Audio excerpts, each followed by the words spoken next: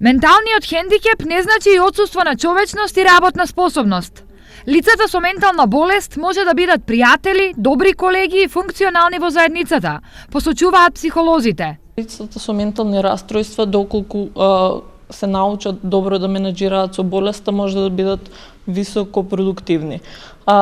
Пред се потребно е социјалната заедница да ги прифати како такви, да ги прифати нивните специфични потреби и барања и да ги интегрира во нашата социјална реалност. За ова да се случи, неопходно е дискриминацијата да се сведе на минимум и да се заборават сите митови кои и поединци и јавноста постојано ги повторуваат. Овие митови поврзани со менталното здравје се однесуваат на тоа дека, например, сите лица болни од шизофренија се насилни или дека не се работоспособни и слично.